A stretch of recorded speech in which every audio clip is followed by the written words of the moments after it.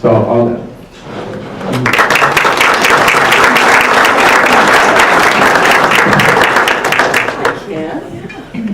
Thank you very much, Gordon. Yeah, I think maybe I better hold it just in case. Good evening and welcome to this event. Welcome to St. Mary's University Lunenburg Region Alumni event. I want to open by saying it is really wonderful. It is really heartening to see so many people here tonight supporting us with this endeavor. This is tremendous to see this great turnout. Thank you all very much for taking time out of your busy schedules to come tonight. In 1964, Bob Dylan wrote, "The times they are a-changin'." Most couldn't foresee just how fast they would change and how far that change would go. In 2014, as you know, the One Nova Scotia Commission, led by Acadia President Ray Ivany, delivered a report stating that Nova Scotia was on the verge of a significant and prolonged decline in the standard of living, especially in the rural regions of our province. The Commission, having listened to the citizens of the province, drew the line in the sand, saying it was now or never if we were to make the necessary changes to bring us back from the brink. And the province has been responding. The One Nova Scotia Coalition, as you know, has delivered We Choose Now. This is a 10-year provincial action plan that will help lead the way back to prosperity. Groups like Now Lunenburg County have responded at the local level, identifying opportunities, challenges, and yes, solutions. With a history of community engagement, St. Mary's University has stepped up to recognize the role that a university can play in the change process, to help communities maintain their vibrancy as they tackle all the socio-economic challenges that the world has to throw at them. The university has taken a different approach, engaging its alumni, as well as other community leaders, to identify where its resources might be best utilized. So this evening, we hope you've come with thoughts and ideas in hand. And please, be vocal, don't be shy. We are going to begin this evening's proceedings with Elspeth McLean-Weil. She is with Now Lunenburg County. Elspeth.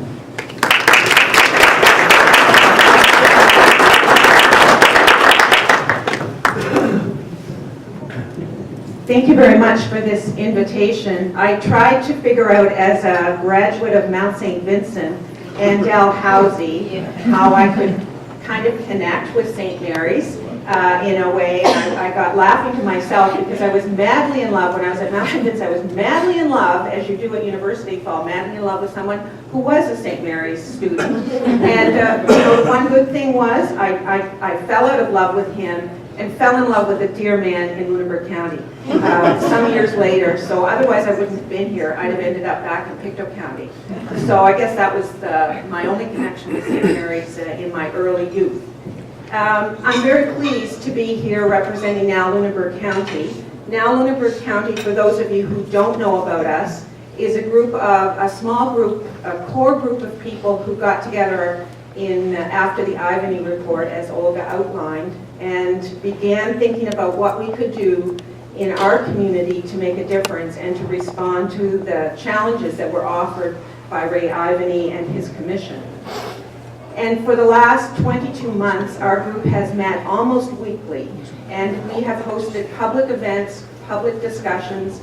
We've had various groups form that have done a lot of different projects.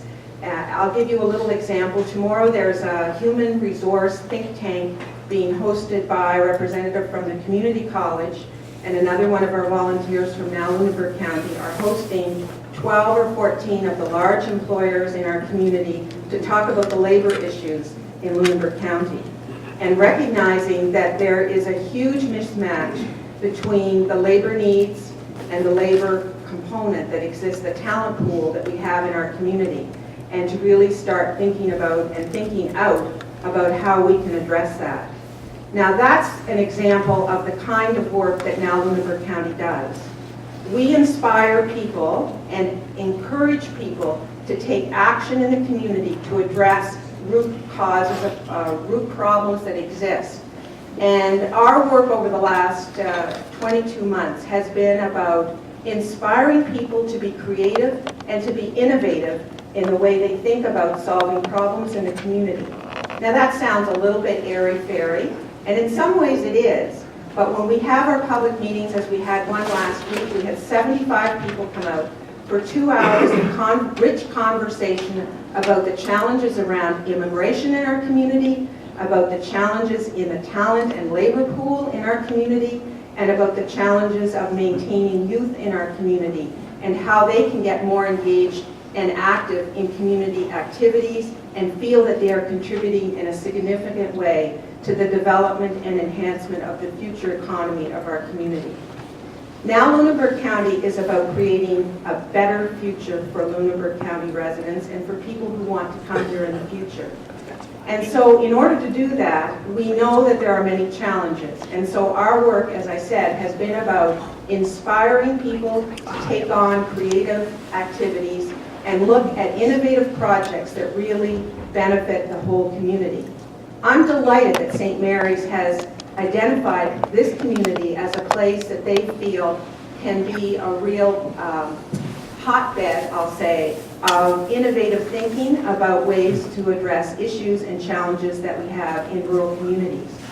And as our example tomorrow on the Human Resource Think Tank, that's just one of a number of activities. We're also, I'll tell you that on Friday, we're meeting with the Minister of Immigration here, our little core group, to talk about the long-term possibility of a growth strategy that will involve immigrants to our community, building on the refugee experience that's now beginning here in this community, and also looking at how we can attract nationals back here. We need people in rural communities, and this community in the future needs young families to help fill the labor pool requirements that we have, to fill the schools that are now being challenged with declining populations, and to fill out and enrich the community that we have here. So I look forward to the conversations that we'll have, and I look forward to your discussions this evening, and we're happy to help connect those people that are leading this from St. Mary's and connect with some of the people that are working on our now Lunenburg County activities. So thank you for this kind invitation, and we look forward to rich conversations in the future and some innovative and creative ways of providing service to our community and improving our future here in Lunenburg County. So thank you very much.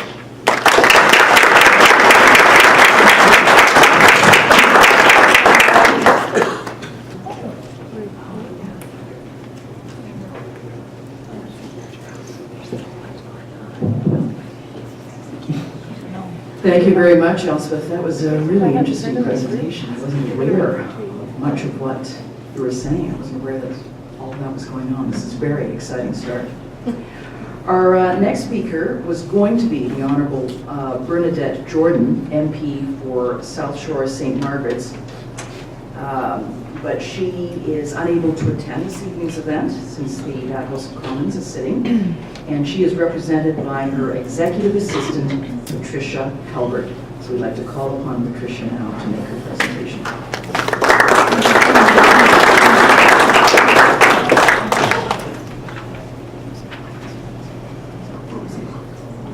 Good evening, everyone.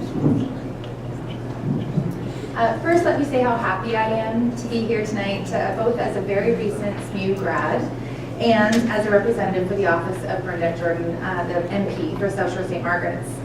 Bernadette deeply regrets that she can't participate in this phase of the discussion that started about a year ago when, as we're told, some inquiring minds asked, how does a university presence impact a community? Bernadette does, however, want me to be clear that despite being a St. FX grad, St. Mary's University is her very favorite university. Sitting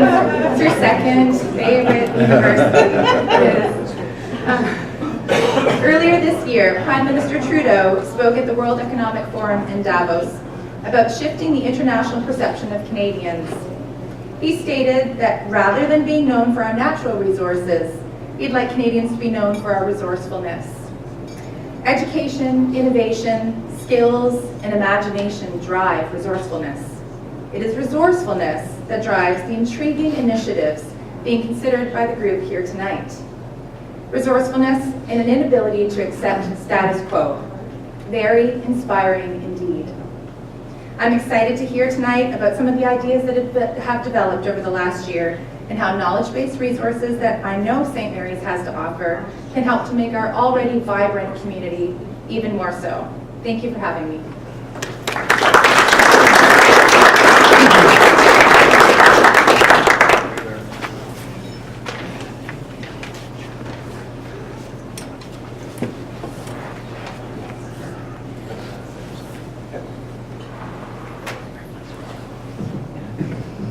Our next speaker is the Honorable Suzanne Lonis-Croft, Liberal MLA for the District of Lunenburg. Suzanne.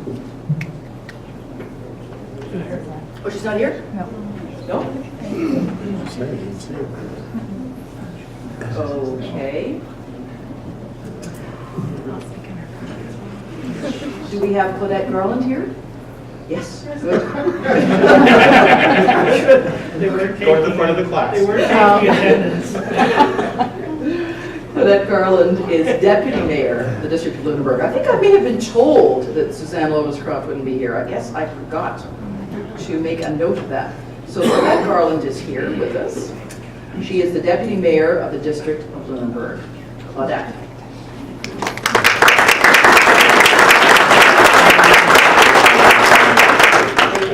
I wasn't on the agenda tonight because I had a previous engagement today on Cook Island, so my attendance was sort of up in the air as to whether or not weather permitted and time that I get back here. But I did make it, so I'm fresh off the boat. And good evening to everyone. I'd like to take this opportunity to extend you a warm welcome. And on behalf of Mayor Don Down, who is suffering in Mexico right now, and our council, we welcome you.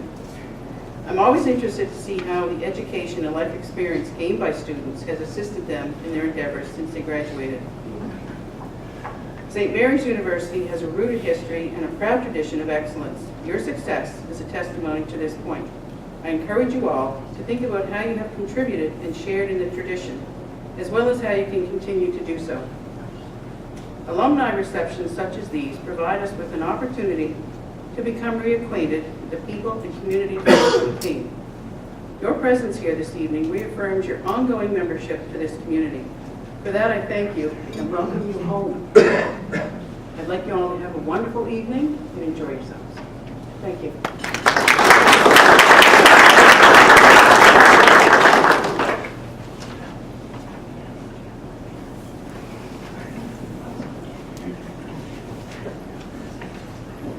Thanks very much, Claudette. At this stage, I would also like to recognize Joe Feeney, Mayor of Mahone Bay. He could not be with us this evening. Joe's here. And I'm a Sanderian. Fantastic! I'm Great to there hear to that. watch these people. They're priceless. Would you like to come up and say a few words? No, thank you. No, okay. I'm staying away from microphone. Okay, not your thing. All right. Our next guest this evening is Mayor David Walker, representing the town of Bridgewater, and he's bringing greetings on behalf of the region's municipalities. David.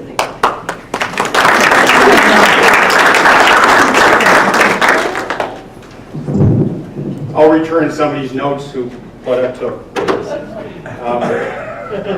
I guess in the spirit of full disclosure, as an Acadia grad, but I will say that the only reason I graduated from Acadia is because I successfully passed the Spanish course at St. Mary's in summer school. So if I hadn't been to St. Mary's, I'd still be at Acadia.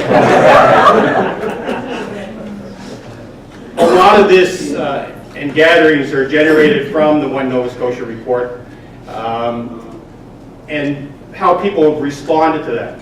And certainly municipalities have responded, perhaps not as quickly or as effectively as we would like, We're not known for change quickly. We tend to resist change.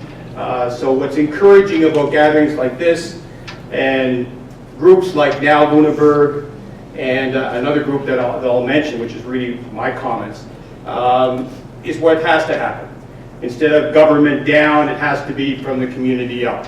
And the community up will convince the politicians to make the good decisions. And if the community is waiting for politicians, whether it be myself or any of my colleagues, with all due respect to them, I think we'll be sitting here many, many years from now figuring out why we didn't accomplish anything. So it is really with people like you in the community that are going to advocate and champion the causes that will force, for lack of a better term, politicians to make the decisions that have to be made. We're all part of the solution, and there is a group that meets regularly every morning, 7:30, the day's in. No disrespect to Best Western Plus.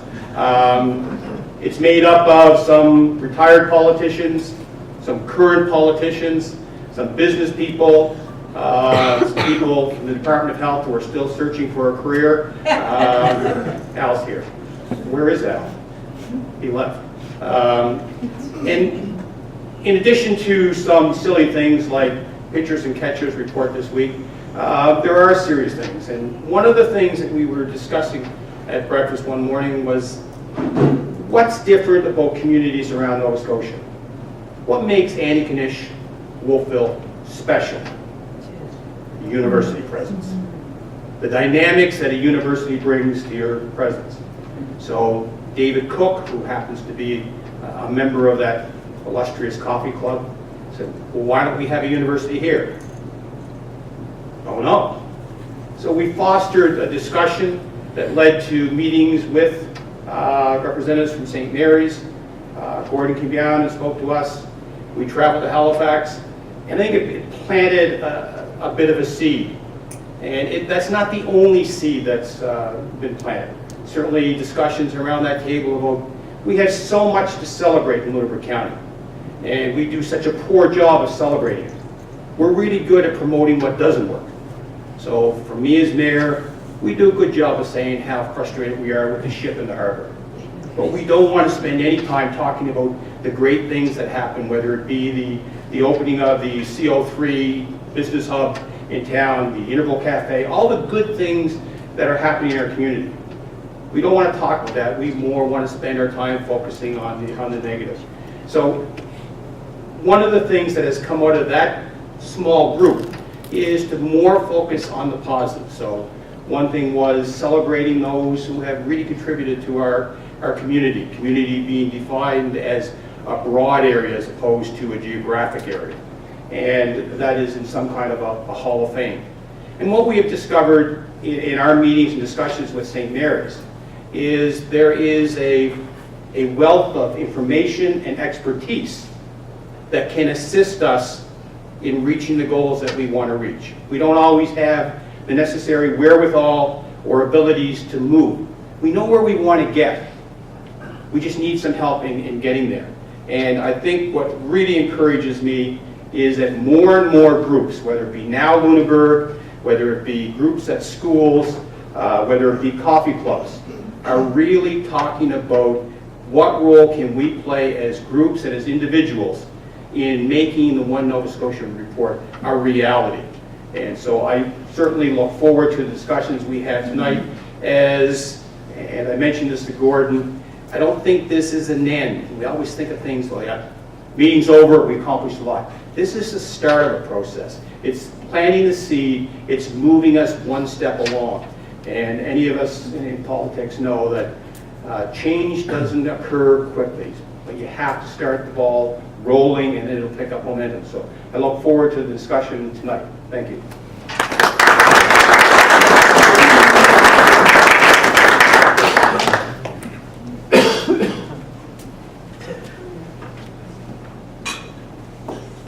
Thanks so much, Mayor. Our next speaker is Sam Bates. He is the president of the Bridgewater Area Chamber of Commerce. And I should mention that he The Bridgewater Area Chamber of Commerce, rather, is one of tonight's sponsors, so we thank you very much for your generous sponsorship.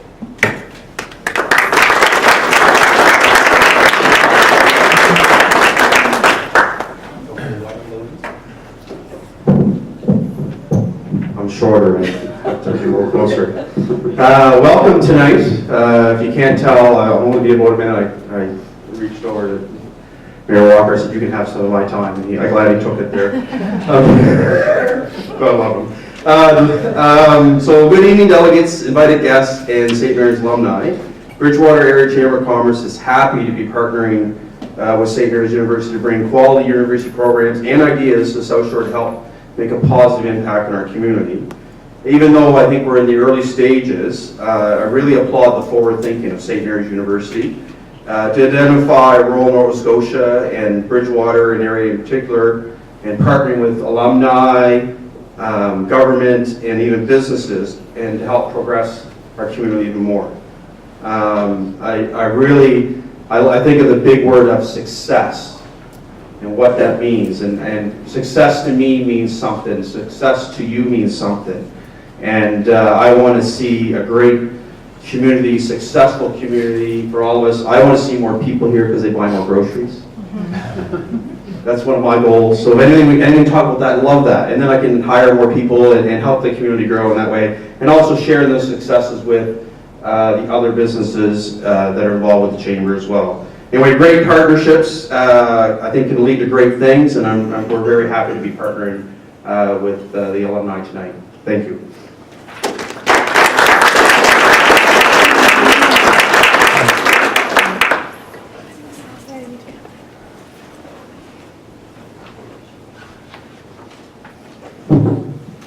Thanks so much, Sam.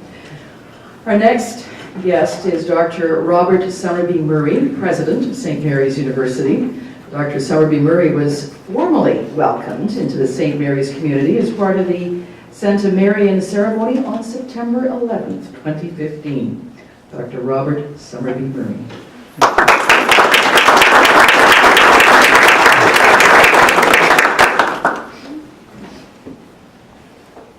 Thank you, Olga, and it's a real pleasure to be here this evening. Some of you will know by my accent that I too am just fresh off the boat. I'm only 8 months into my presidency, and in that time, I'm going to tell you about some of the things I've encountered. One of the words that I've encountered in this 8 months is actually on the screen in front of you, and it's the word community. So St. Mary's is a wonderfully vibrant community, both internally, and I think particularly for our discussion tonight, externally. That word resonates for all of us in all sorts of ways. And so one of the things that I'm leading on campus at the present time is the development of a new institutional strategic plan. Part of that is asking the community to reflect on what I call value and values. What's the value we bring to civil society?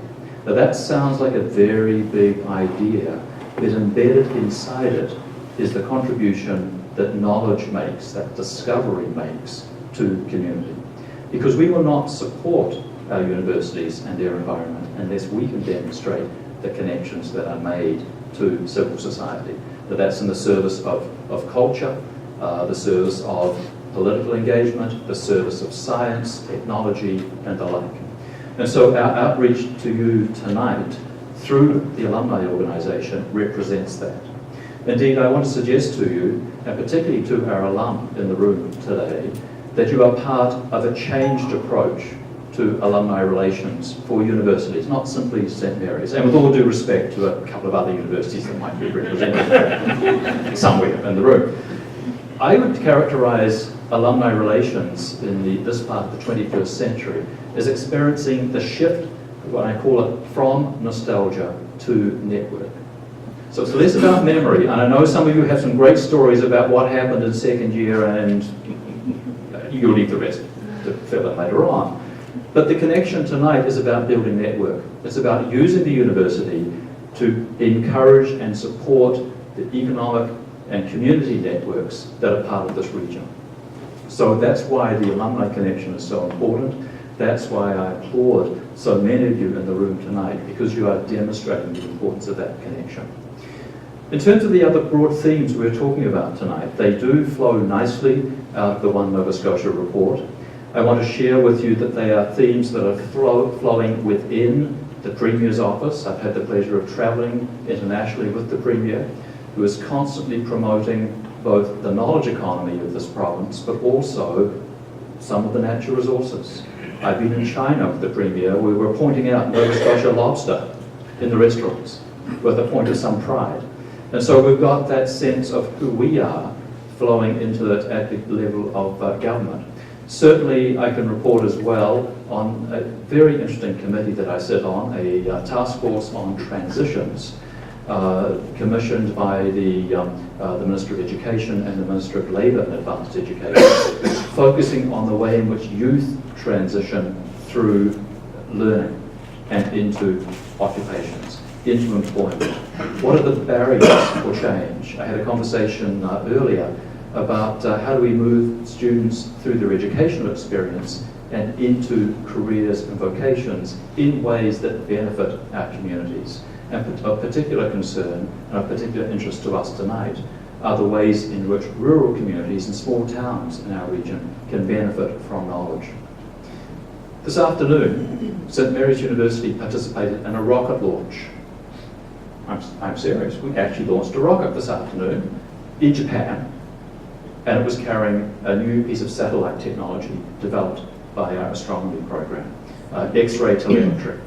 This is a global, and maybe even beyond global, perhaps even interstellar example of research technology innovation. But I raise it today because we are also very much concerned, very much interested in the way in which we can take knowledge and apply it in our local area. I'm pleased, for example, that our Business Development Centre from our Sophie School of Business is represented here tonight. They are at the forefront of working with communities on such things as business development plans, working with communities on special projects. They are one great example of the sorts of things that we can be talking about this evening. In a few minutes' time, we'll hear a presentation that will also refer to something called CLARI, C-L-A-R-I, even with a New Zealand accent, I'm hoping about that. But the first three letters are about our Change Lab Action. Change Lab Action Research Institute, a collaborative space for us to bring community to campus and vice versa. So tonight, we are very much part of that outreach piece. I'm delighted to be leading a university that understands the importance of and strength of connection to our community, and I'm sure that we'll have a very productive discussion in the hour or so left to us this evening. Thank you all for being here. It's a pleasure to be joining with you this evening. Thank you.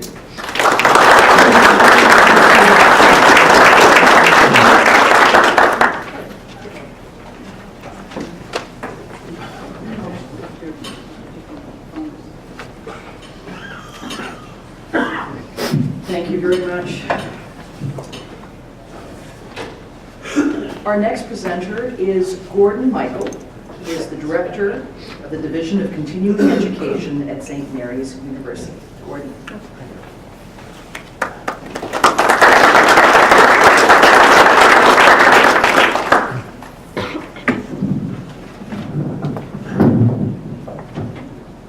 Well, ladies and gentlemen, I just want to start by telling you a little follow-up story from David about how we got here.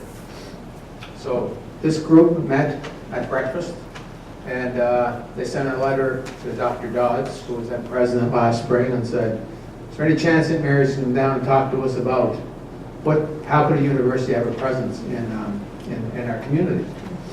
So one early morning, because they meet at 7:30, I get up around 6. It was a nice July morning, thank God. Anyway, and I arrived down here for a 7:30 breakfast meeting, and they're in there having their coffee, and I said, what are you guys talking about? We don't know, but we know that a university can bring something to a community. That was one part. Keith Sullivan over here had the same idea, and he's been out there promoting this as well. Just because it comes from Dow doesn't matter. I graduated from Dow too, so and two other universities. What the heck. But the issue is this, is that we have lots of resources. We have lots of resources in this province, and we have lots of needs. So what we're trying to do is, how do we connect them to the betterment of communities and survival?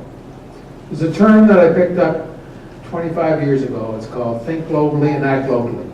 And today it's never been more important for that. So what we'd like to do this evening, and before I move forward, I also want to recognize Dave Cook for the work he has done to get this process together. He's having a good time over in Hong Kong. And really, it was Dan Hennessy's idea at a breakfast or a luncheon meeting that we had next door with David about bringing the alumni together. It's a great idea. And so I really want to thank all the alumni that are here tonight, because you have been to universities, you know what it's about, and you're a resource. So that's what we're talking about. How do we take this resource and do something? So I'm going to ask Paul McGinn to come up and take us through what we're calling working together to build a learning community. Because knowledge is the key. And how do we make that work for all age groups through all sectors? Okay? So, Paul. Thank you, Gordon.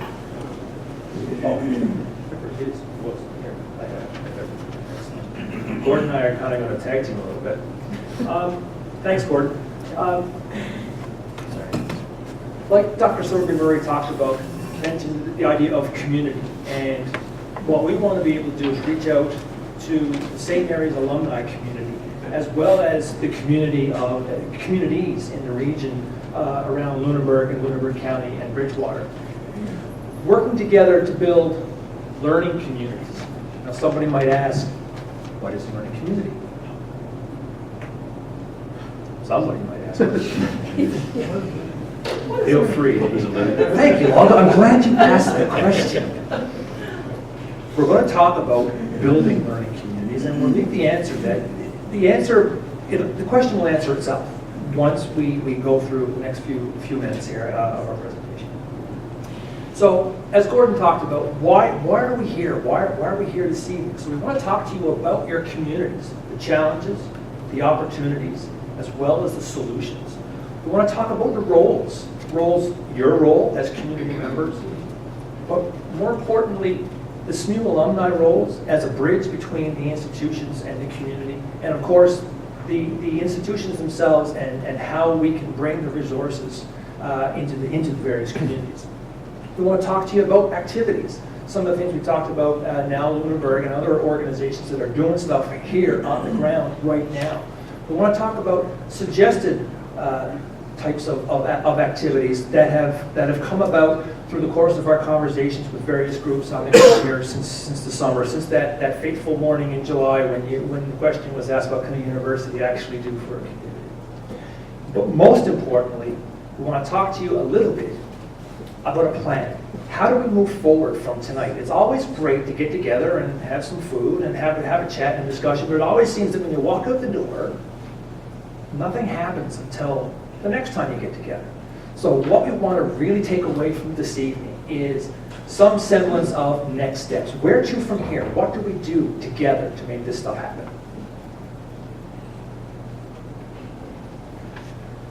So we see here some of our key challenges that have been identified by the One Nova Scotia report and the One Nova Scotia Coalition. And of course, at the center of the universe is Nova Scotia. Around it, you can see a number of the challenges that the report actually mentions. And I mean, it's nothing that's earth-shattering. It's stuff that we've been talking about for years. When you look at our aging and our shrinking population, the sustainability of our communities, especially in rural areas, the changing employment landscape, how business is changing, especially in rural communities, from more resource-based to knowledge economy. Our slow economic growth has been identified over the course of the last 10 to 15, 20 years. The decreasing education attainment levels, increasing cost of healthcare, and of course that urban-rural divide. One of the stats that staggered me when I first moved to Nova Scotia was the fact that almost 40% of this province's population lives in HRM, and that's growing on a regular basis. When you look at that and how many rural communities there are in this province, you see that there's a trend there that hopefully through meetings like this and discussions and working on activities, we can help reverse that trend. The common theme and the common thread through all of these challenges is the need for knowledge. And thankfully, a university has lots of knowledge. A group of universities has even more knowledge. but there's knowledge that can address these challenges. It's knowledge that can help identify new opportunities. It's the knowledge that helps us with shared experiences. 2 heads, a dozen heads are always better than one. But most importantly, to maintain and develop skills that will help us move forward. So, what is a learning community? Well, a learning community is not unlike a learning organization. Peter Senge, who wrote The Fifth Discipline, and I read this book last fall, and he actually coined the term learning organization. And people within a learning organization, here are some of the traits. People continually expand their capacity. So think about how that could possibly benefit our communities.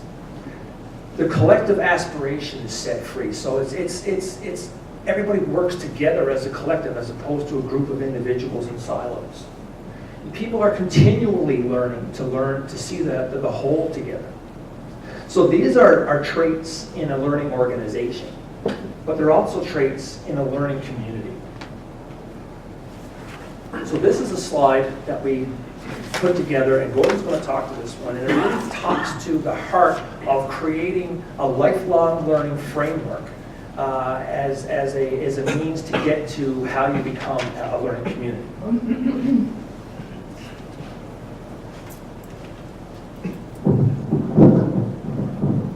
So looking at this slide, what we're basically saying here is that the majority of people, basically everybody who gets born, they go to school.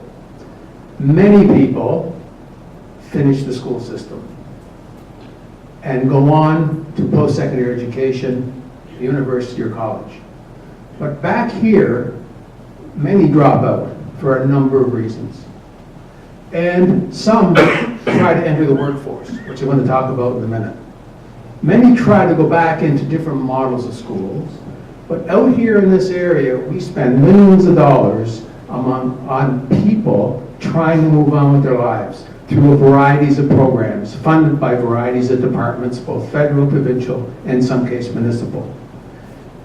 And there's no order to it.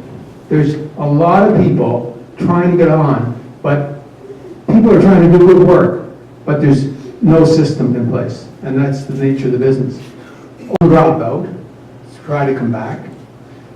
And when we go into the workforce, after we all get a degree, if you get a degree, the workforce is changing every day. The global economy, the soft skills, the environmental issues, information technology, societal issues, skills demands. I always think when I sit at the graduation at St. Mary's or any other university and they cross the stage and get the degree and you think, my God, it's obsolete already in some cases. Things are changing so quickly. But what they've learned is the ability to learn. And so that's the key in society today. If you have the skills to keep learning, then hopefully we can move on with our lives. And so the challenge is, it's not just formal learning, we're looking at other forms of learning. Informal learning, whatever. So that's what we're looking at. So what we're saying here is we need to create a lifelong learning system so that you keep learning throughout your life, no matter what age group you are, and how it affects back into the community. And so that's that part.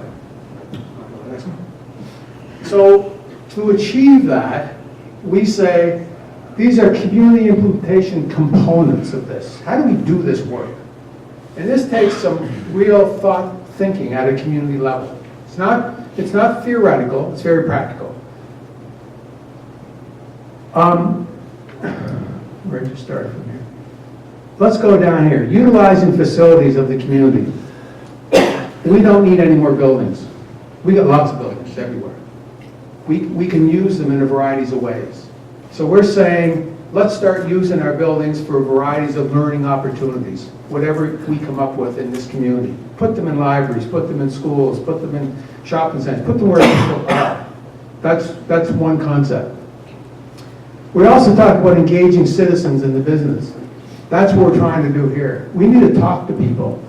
You live in your communities, you understand them, you know the challenges and opportunities. We're a resource. How do we use that resource to help you and help the community become better?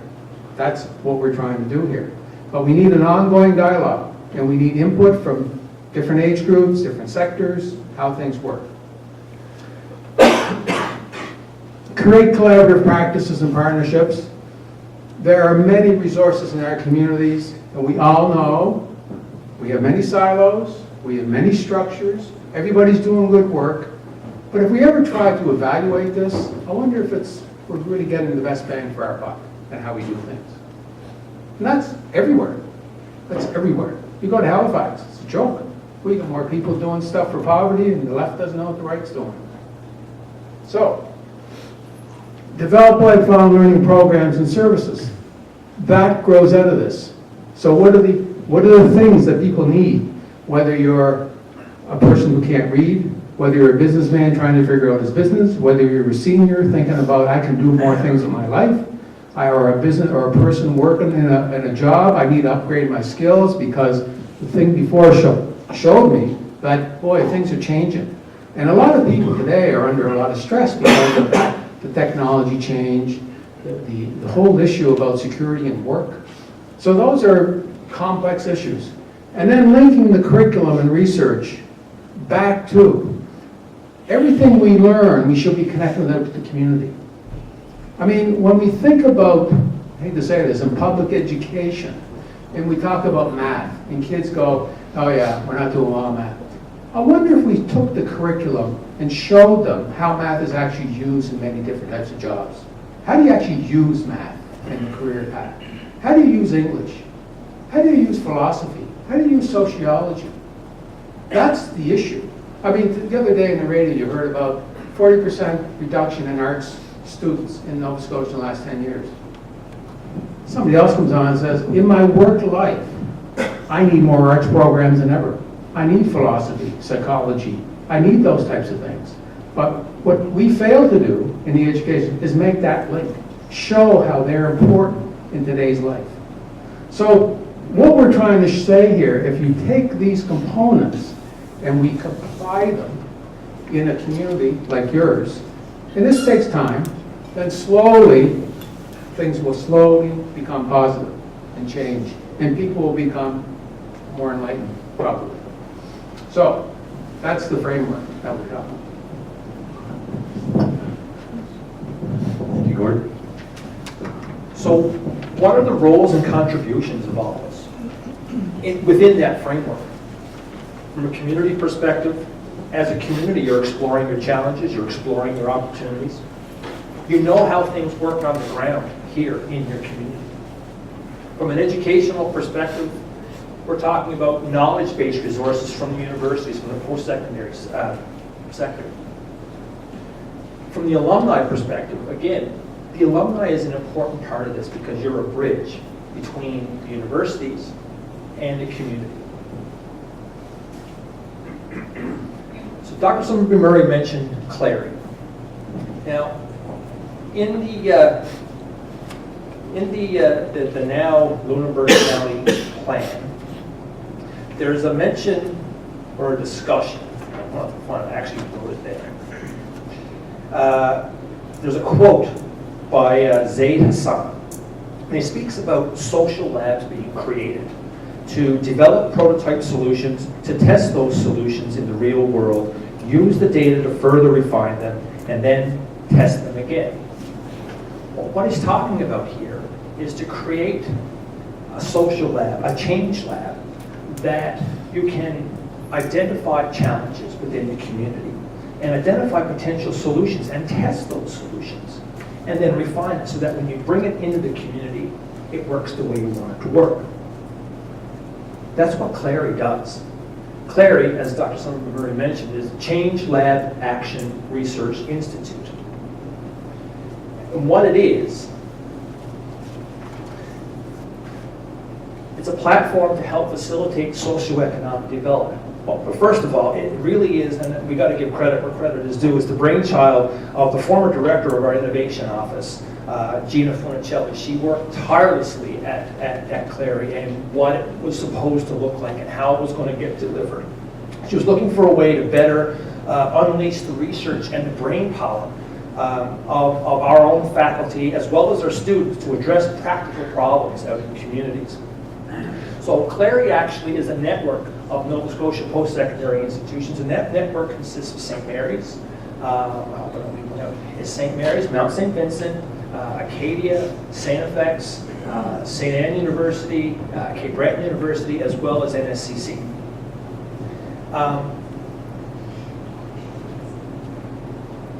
It looks at innovative and collaborative solutions. As Gordon talked about, there's lots of work going on, but it seems like everybody's doing their own little thing in their own little part of the world. How powerful would it be if we all came together and worked together on different parts of the solutions?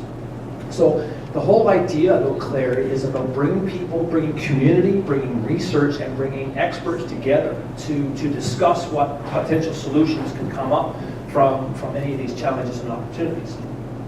And this whole program was actually funded by the Nova Scotia Department of Labor and Advanced Education.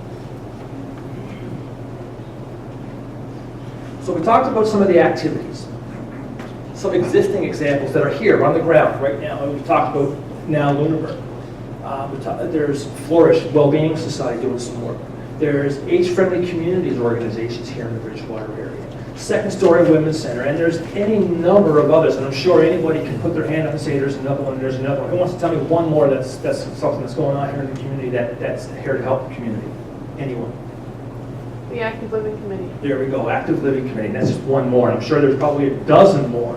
What we want to be able to do is to make sure all these different organizations that are doing this fantastic work, we want to make sure that they work together. They're aware of each other and understand the roles that each of them can play in identifying the opportunities and the solutions as well as the challenges. So some of the potential initiatives with SMU, and these are a number of discussions that we've been having with groups and organizations here in this area as a direct result of some of the activities that we've been involved in so far. We've been talking to the Employment Solutions Society on a number of different topics. We've introduced university preparatory courses that we deliver to the high schools. We're talking to the chamber about what some of the business needs are here in the region. We've talked about streaming lectures from the library we've got a partnership with the library in Halifax, and we actually do a lecture series at the library. And we talked about streaming those lectures to the different public library system down here in this region. We talked about the knowledge and the skills that we have in creating our own Sports Hall of Fame at St. Mary's to work with the groups and organizations on the ground here on your Sports Heritage Wall of Fame here in Bridgewater. We've got the Silver Economy Engagement Network that we've been connecting with people, and some of you might have been talking to our rural coordinator, Dale Eshelby, about how do we connect people who are thinking about retiring to various activities in the community. How do we harness their skills and their knowledge as they transition into a new phase of their lives? How do we use them and what they know to help create solutions to some of our community-based challenges? And of course, as a university, we have access to any number of different types of academic-based research.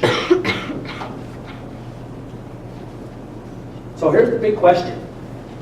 Now that you've heard all this in a quick 10-minute presentation, what's next?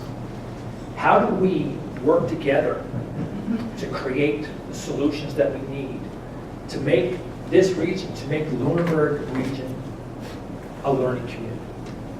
And when I'm asking that question, it's not rhetorical. We're looking for answers, some answers anyway, of what our next step should be here this evening. And we've actually got our whiteboard notepad over there. We're actually going to write them down and make sure that we connect who we need to connect here tonight so that we can come back and have the meetings and have discussions that are needed to move this thing forward.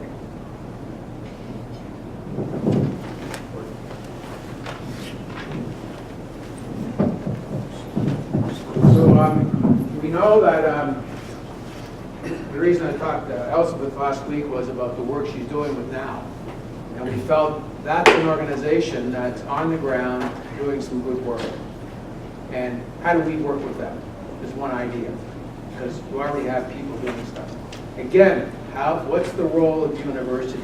You have to help us do that.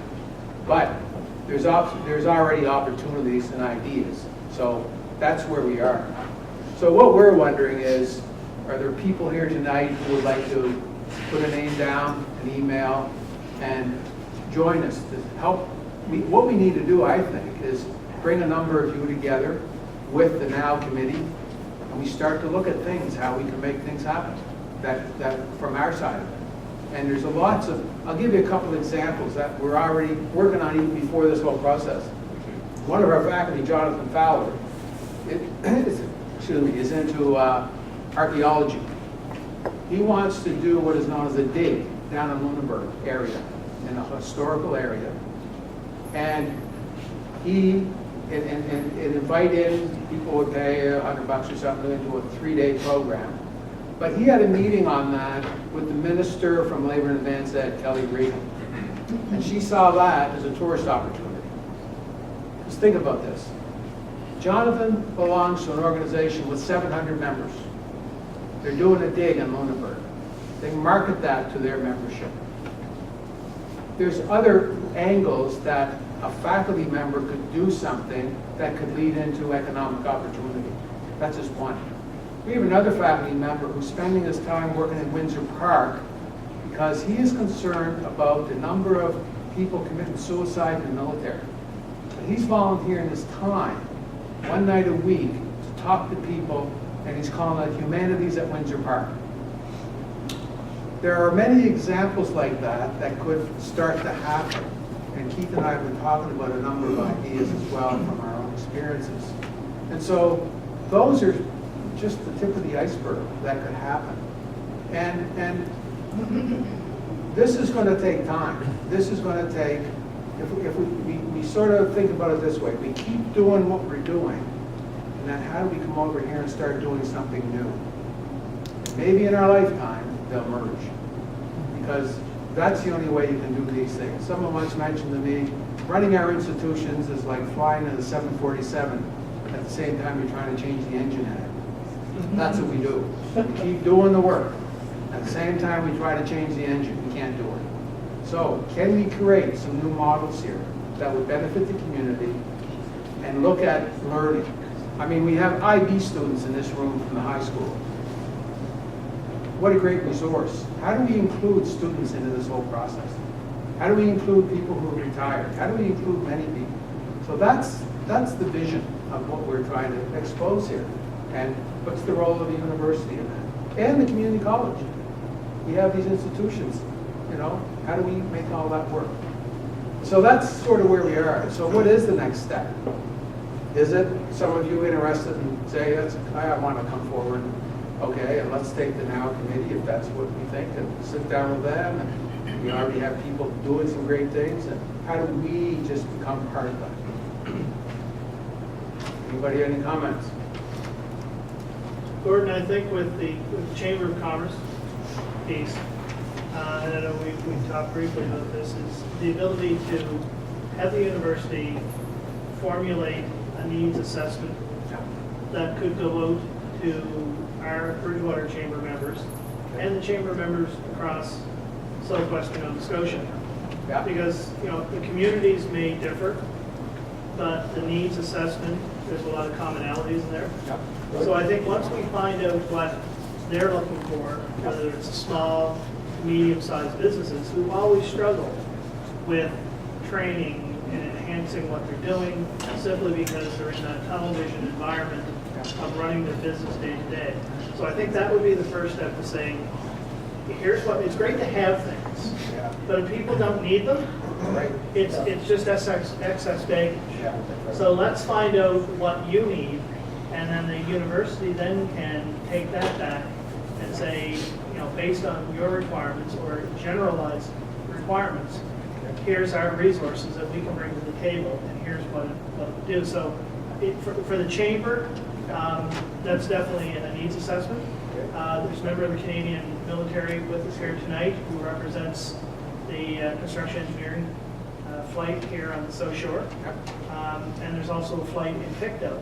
And there's military across the province who, whether they're regular force or reservists, have a need. Right? So I think there's also a great opportunity for the university or the university family to work hand in hand with the Canadian military to allow them the benefits that they may not necessarily have an opportunity to get. So I mean, there's That's true population. There's two areas right there. Okay. I think two things. One, I think now Lunenburg is a logical umbrella.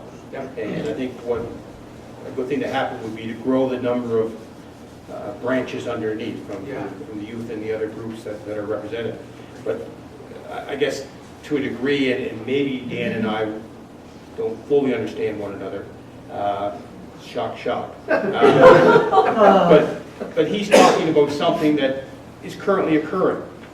So the business retention and expansion program, we're doing a business visitation, 100 businesses within a 10-kilometer circle around the town of Bridgewater, involving about 45 volunteers, a survey of businesses that will, I think, produce exactly what, to some degree, the Chamber's talking about. We've done in 2006, 10 years later, what has changed? We know what the identified needs were in 2006, and pat ourselves on the back. We can check off the top 3 things they wanted, we can check off. Well, what's changed now? What are the needs now? Great, yeah, okay.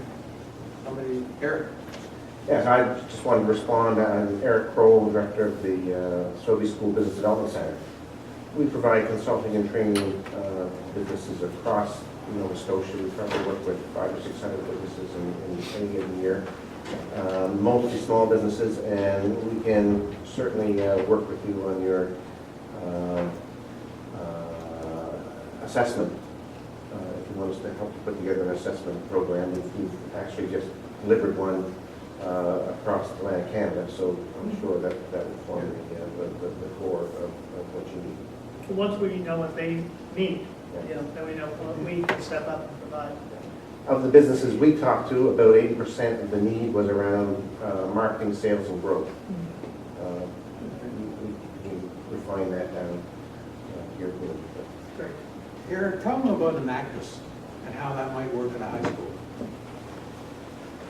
So Enactus is one of my favorite programs. I think it is one of the... Sorry, can you Maybe just, what's how do you spell it? Acronym for? What is it for? Entrepreneurs Acting for Us. Entrepreneurs Acting for Us. And our team placed second in Canada. in the country, exactly. In the country. Really? Last May. So we really do have quality built into this group. And then we're competing against the largest universities in the country. So it's a, in essence, it's a way students compete, or universities compete against each other to see which university can provide the greatest value to their communities. And the program, so we foster entrepreneurial thinking. The way we use Enactus to foster entrepreneurial thinking is we get students to identify problems. The problems they identify are ones that they have a personal interest in. So that becomes starting to ignite some of their personal passion and helping them discover their personal passion. Then we encourage them to come up with solutions. Once they come up with solutions, they implement, and then they see the results. That whole process creates both emotional intelligence learning and business skills learning. So they become empowered leaders in the process. We see it as transformational, and from a student perspective, we see it as transformational. From a community perspective, they undertake such grandiose and large projects that's mind-boggling. You know, we have students that are going down to Bolivia and delivering entrepreneurship training to some of the poorest women in the world and helping transform. They've gone from there to delivering train-the-trainer entrepreneurship programs in a dozen different countries. We have students going into the prison system, working with women to help them figure out what they're going to do when they graduate and bridge the gap. We have students working with communities, challenged communities in poverty to help transform themselves and help the communities, facilitate the communities in transforming themselves. So it's this wonderful program where students are becoming amazing leaders, learning that anything they can imagine they can implement, while they're creating an immense amount of community benefit. I'd love to see that program move down into either the school system, and our Enactus team would love to help make that transition, or into the community session as well. So, you know, imagine we expand it from just students to a combination of students, active community members, retired people, and have those groups working on various projects that they identify that are inspirational or passionate themselves. Sorry, that was a long-winded. No, it wasn't. It was very interesting. You explained it beautifully. Because we have systemic issues, problems that need drastic change. And a group like that could be the impetus, as you said, by working together with community members, retirees such as myself, my husband, and other people in the community to implement constructive change in our communities, because we have issues with poverty, with people trying to transition from, you know, abuse and prison into a job, into getting back into the educational system and getting work. Students like that. So the value, students that get involved in this are not just the elite students. We have students that have said, because we do assessments, they said, look, I was depressed. I was with serious depression or anxiety issues. This program saved me. And so it really is a way of creating student engagement. As they get engaged within their communities, they get develop a sense of purpose, and that just leads to so many other positive things. Okay, we can go on all night here, because there's some other, and I just want to bring up one other program that we're starting, which is now becoming a province-wide one, and some of you heard before. It's called the Silver Economy Engagement Network. We are looking at people as they retire as a resource, not as a liability, as the one Nova Scotia talked about. They basically talked about all these people retiring in our province are a problem. Well, no, they aren't. They have knowledge, they have skills, they have things they want to do. So what we've done is we've created a model whereby we're creating called Scene Advisory Committees in different communities around the province. And Dale Eshelby is doing some of this work for us. But what grew out of this was, one, housing. We ran a workshop last summer in Halifax. We had 40 people show up, and half of them were municipal councillors from around the province. Well, what we started to talk about was, in rural communities, and you got them here, big homes where people have retired, there's 1 or 2 people living in them. How can we create a model with that? So maybe 2 couples, 3 couples live there with a helper. But maybe there's municipal rules that get in the way. So we want to look at that. We want to run a workshop on that to say, how do you make that change? Because, you know, that could bring more people living in your community. Sure as heck it'd be cheaper living down here than in Halifax. And that may bring people back into a community, a new way to do it. The other piece of the scene we're starting to look at is on work. A lot of people have retired or are retired, but still want to do something. So we want to run workshops on what's the future of work for different populations. Because there's different models out there that people could still work if they wanted to. The third area we did was in mentoring. We designed a mentoring training program for people, a 2-day training program and a 1-day for a mentee.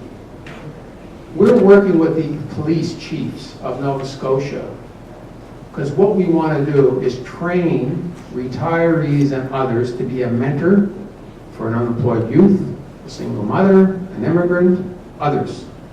And so that it's a resource. How do we take that resource and train and give them some skills? We like to do that here in Bridgewater. And how do you make that work? So those are just some of the things that we're playing with that are starting to evolve. Now, this SEAM project is interesting. We got a grant from the federal government on that one to start it. They've actually come back to us and we submitted another big proposal. If that comes through, we're now going to partner with UPEI and UMB to make this a maritime project. Looking at how do we have people engaged. This is a health issue. The more you stay engaged, the healthier you are. And so you all know people who retire and they sit home and they are not, they die. the best story is just go to Tim Hortons. You're all there, right? A month ago, Paul and I are going to Cape Breton for a meeting. Days in. 7:30 and days in, they're there every day, right? The liar's lie. Yeah. We're going up to Cape Breton to meet the police chief before Christmas. And we, like everybody else, we stop in Enfield for a coffee. And literally, the wall was full of men sitting there at 8:30 in the morning. They're all retired. I said, let's start the club right here. We're all here, looking for something to do. And so that's what we're saying. We start to look at people as a resource instead of being a liability. And what they could do for your communities is wonderful things, and people will be engaged. So anyway, those are just some of the things. But okay, so the next step is we can pass some sheets around here if you would like to put your name down and email. We'd like to bring some of you back together again with the Now Committee and say, okay, guys, we're here. Now let's start talking about some things. Like our president over there has a wealth of knowledge in his research that he's done in helping communities and other things. And there's lots of people like this around. And so that's sort of how this could work. But we need to start somewhere. But we need you people at the table to help us. So that's where we are. So, Gary? Yeah. Robert? I wonder if what I might do is just very quickly comment on the research part there. And what I would like to do is suggest a connection between students. I'm aware that we've got young people in the room. They're not lined up at Tim Hortons. I told these folks we're not going to Tim Hortons stuff. So, but what I'm interested in is talking a little bit, very, very briefly, about the way in which we connect learning and discovery for students. And I think Eric's given us a great example in terms of Enactus and the work to be done there. I want to suggest as well that one of the things that we can do as a university is bring students as researchers into community. And I see that happening through Enactus, but I would also point to other disciplines that may not on the surface of it be top of mind. But I'm thinking, for example, of sociology, students who are working in the nature of community. They are the sorts of people who can be put into place to carry out field surveys and to work in communities. So our Department of Sociology has expertise there. We've mentioned Jonathan Fowler in anthropology, and the connections there are not, they're about tourism, as the minister commented that morning on campus, and we know that, but they're also about understanding the nature of culture in place. That's a very important part of what we're doing here. It's actually about understanding who we are and the culture that has evolved. In many ways, here's another strength of Bridgewater, Lunenburg, and there's a vibrant arts culture in this region. And that is a huge strength that helps to make a community understand itself. Even my flippant little remark about being fresh off the boat was my weak attempt to get a sense of what's the culture. A culture that's of the South Shore, a culture that understands the resource economy. And so the sociologies, the arts community pieces are very important, and we have students in all of those areas. Another one I would suggest is important in terms of research and where we can bring expertise is our Department of Geography, which focuses in on economic geography, social geography, and environmental change.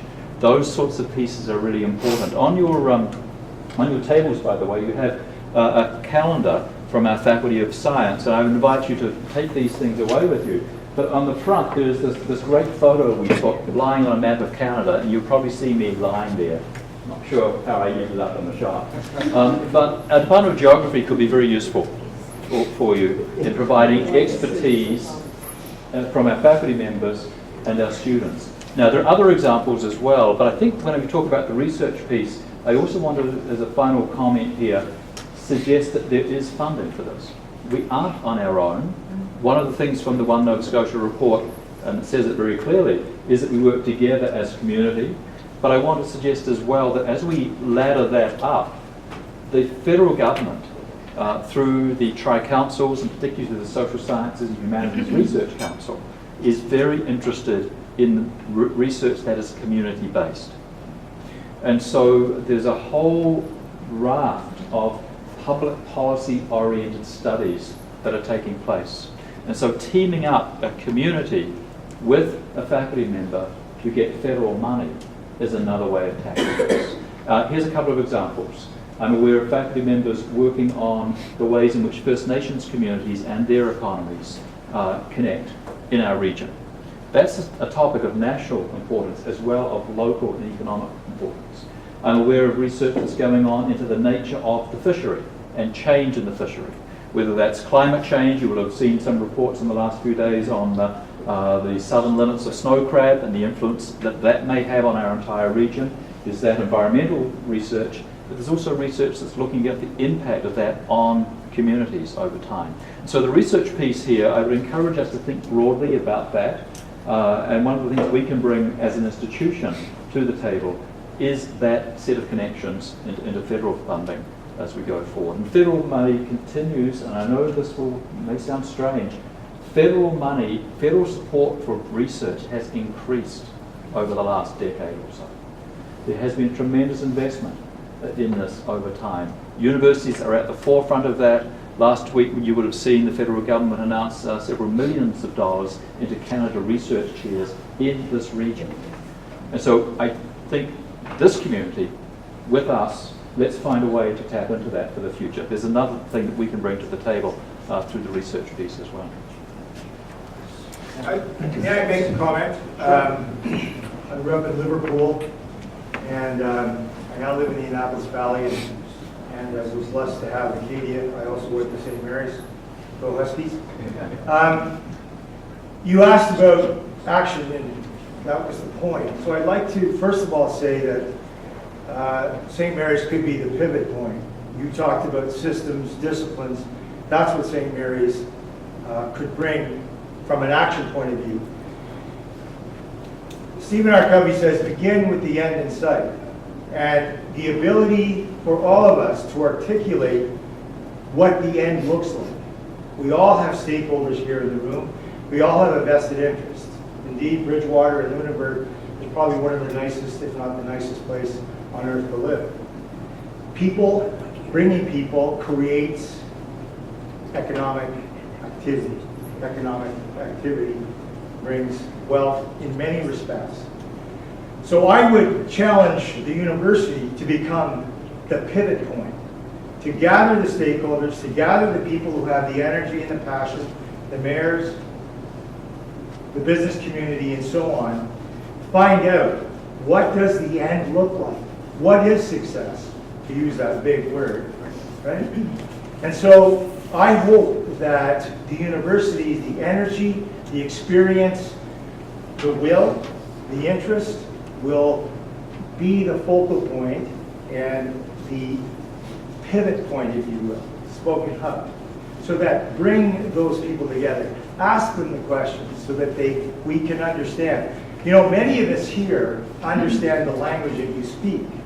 Many of the people who walk the streets, live in our communities, they have no idea what strategic, they have no idea what that is.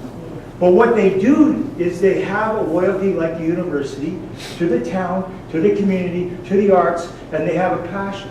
So what we need to do is to engage the stakeholders and engage the people at every level. You know, I look at this like a campaign to raise a bunch of money for a hospital. There are a lot of the same types of disciplines. But what you do is you find out what the end looks like. And I hope that the university helps us determine what that statement is of success at the end. So I hope that you help us do that. Thanks. Well, that leads me into, there's some papers on the table, put your name down. Because we need you, right? And so that'd be a great start. And then we bring you back together and we start the process. Yes, I agree. Like, what does success look like as we move forward? That's the opportunity and challenge. Any other comments here? Yes? I certainly see education as being key, and our public schools, I mean, our second largest budget item in the province is education. And test results, what test results are worth or what they're not worth, that's another topic for another day.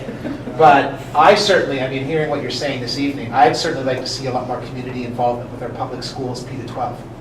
There's a wealth of knowledge in the community that's not being used. Our buildings run from 9 till 4, and then we lock the doors. And there's so much opportunity for further education, And I'd really like to see Nova Scotia revolutionize P-12 education and not use Alberta math curriculum, but to use Nova Scotia curriculum. And everybody in North America is scrambling to try to figure out the right way, although Canada tested 10th in PISA testing last year, but that's another topic. But I think if you build a public school system, that the world will be the path to our door. Pre-Confederation, Nova Scotia was the leading economy in North America. And now look at us. And so, again, I think that education is key, getting the community to work with the public schools and turning it on its head a little bit, I think might be necessary. And there's silos there and 100 years of history that model doesn't work anymore. It's a factory model that's time to change. I agree with you, and I personally think it has to happen at this level. Absolutely. Not at provincial level. No. I think you can do it here.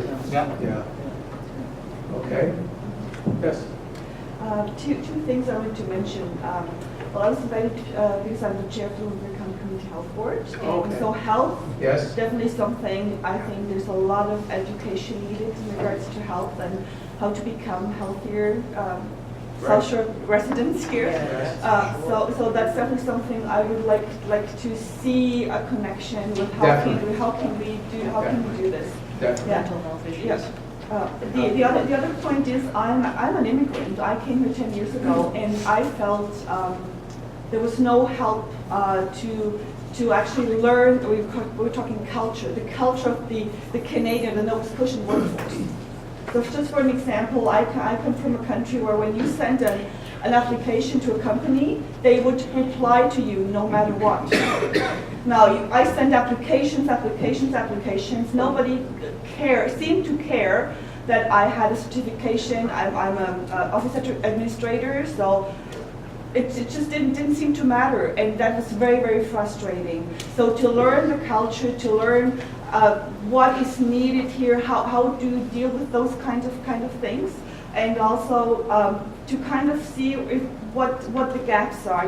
Sometimes then you might apply for a job or try to get into a field where there might be some discrepancies because you are from a different country and things are done differently here. So I think that would be a good point also, because we were talking immigration and to get more immigrants, to get more people to move here also from other countries. So that's definitely another point where a lot of education and things could happen.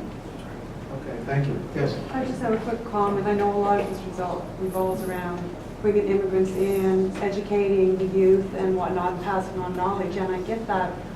But in order to do that, we need to bring the industries in here. What makes our community attractive to industries? That's right.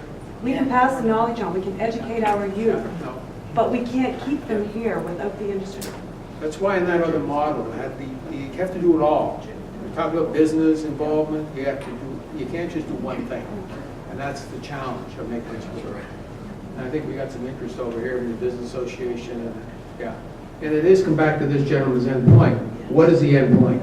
And how do we all strive and contribute to get to that end point? Because when Paul showed the organizations that are here and others, there's no common vision. There's no common vision anywhere.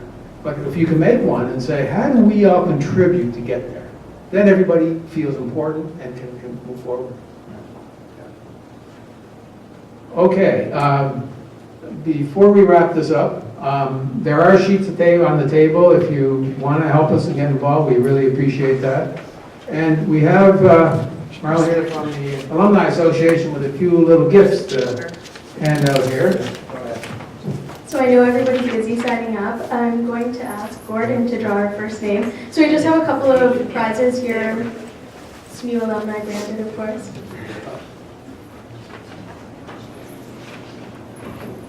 Maeve Cole Smith. Oh, awesome.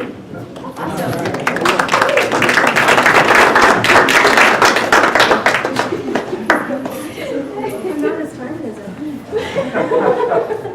Oh, you can take your pick.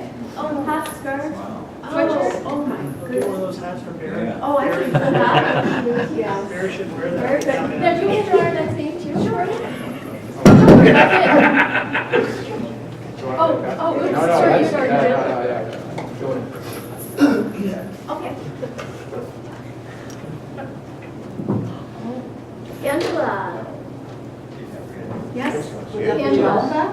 That All is you need you. to do is sit by me. That's a lucky table. Because if they're explaining through it, we know they fixed it. Perfect.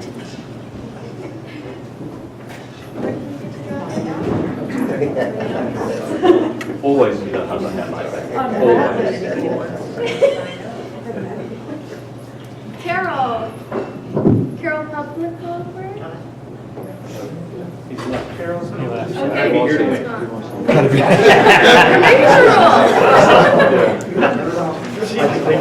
Patricia. Patricia, no Patricia? We're on a roll. She likes to. Al.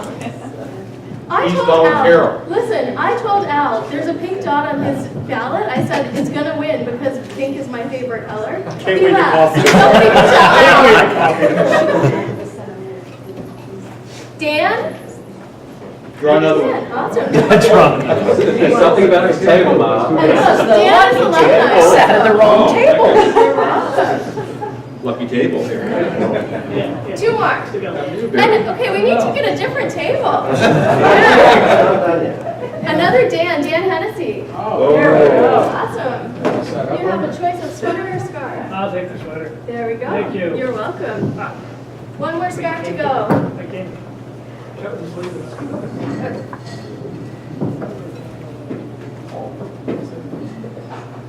Gwendolyn?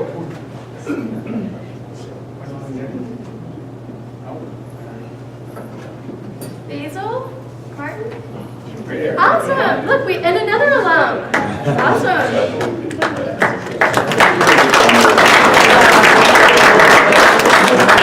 Just before I pass the mic back to Gordon, I just want to thank everybody so much for coming. So I'm here tonight representing both the Alumni Association and our alumni office.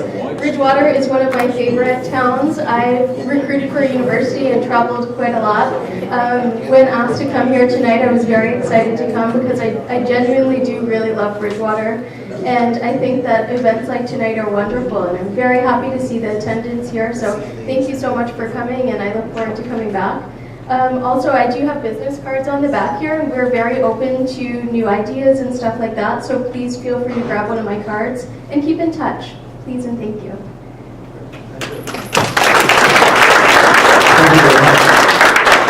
And before I just turn it over to Olga, I just want to thank again the Chamber and the Alumni Association to partner with us on this event, and hopefully they will do more of these. So Olga.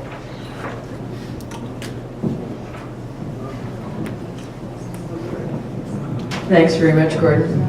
Yes, I would like to make sure that you are all aware that this event would not have taken place without the very generous sponsorship of the following. As Gordon mentioned, St. Mary's University Division of Continuing Education, as well as St. Mary's University Alumni Office, and the Bridgewater Area Chamber of Commerce. Thank you very much for your generous sponsorship. Also, special thanks to Preston's Associates who have generously contributed the meeting space for tonight's session.